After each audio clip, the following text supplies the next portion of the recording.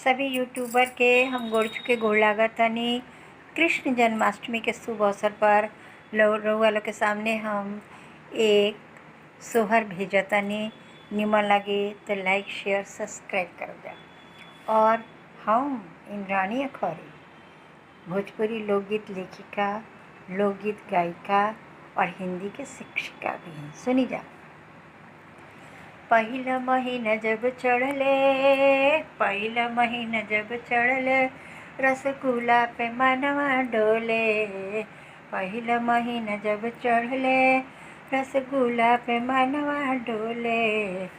आइए राजा जी खिलाई भोरे भोरे, आइए राजा जी खिलाई भोरे भोरे। दूसरा महीना जब चढ़ले, दूसरा महीना जब चढ़ले, बर्फी पर मनवा डोले। दूसरा महीना जब चढ़ले, बर्फी पर मनवा डोले।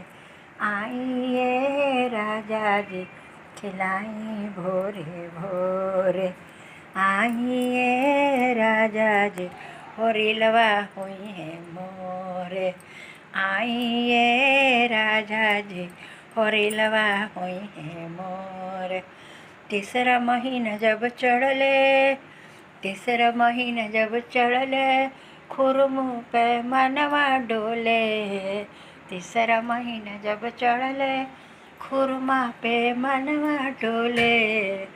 आइए राजा जी खियाई भोरे भोरे, आइए राजा जी खियाई भोरे भोर। चौथा महीना जब चढ़ले, चौथा महीना जब चढ़ले, जिलेबी पे मनवा डोले। चौथा महीना जब चढ़ले, जिलेबी पे मनवा डोले।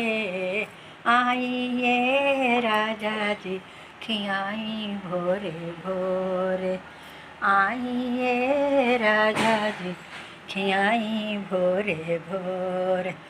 आइए राजा जी होरिलवा हुई है मोर।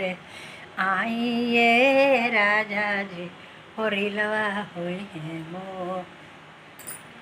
पाँचवा महीना जब चढ़ले, पाँचवा महीना जब चढ़ले, लकठो पे मनवा डोले। पाँचवा महीना जब चढ़ले, लकठो पे मनवा डोले।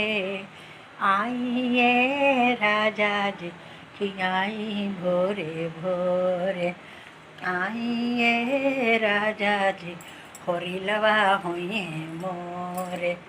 आइए राजा जी होरिलवा हुई है मोर।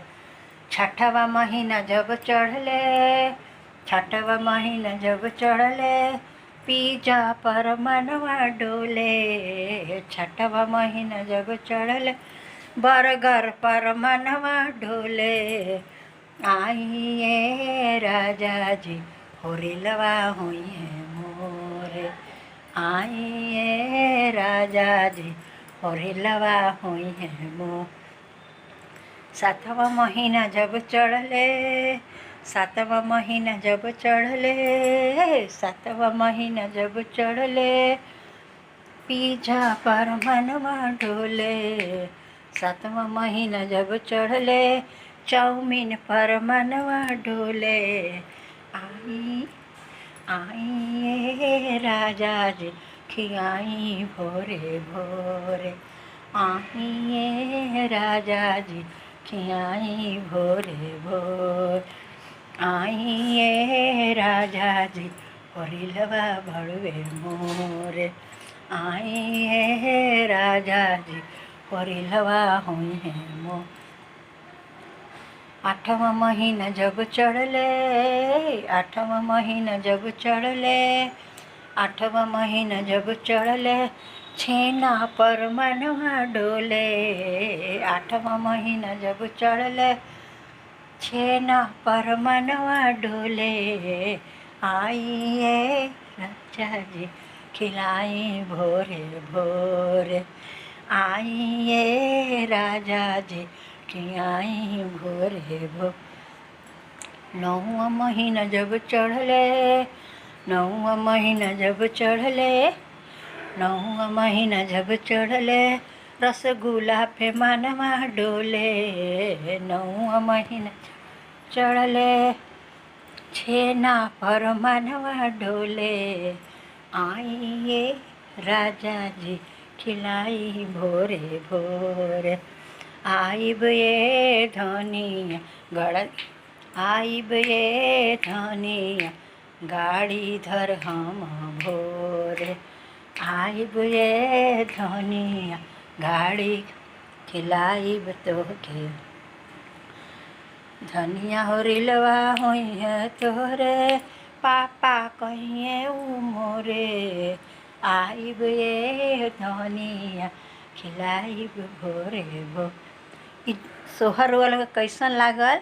निमन लगी तो लाइक शेयर और सब्सक्राइब करो जा। बेल आइकन घंटी जरूर दबाइब जा। ठीक बा, धन्यवाद।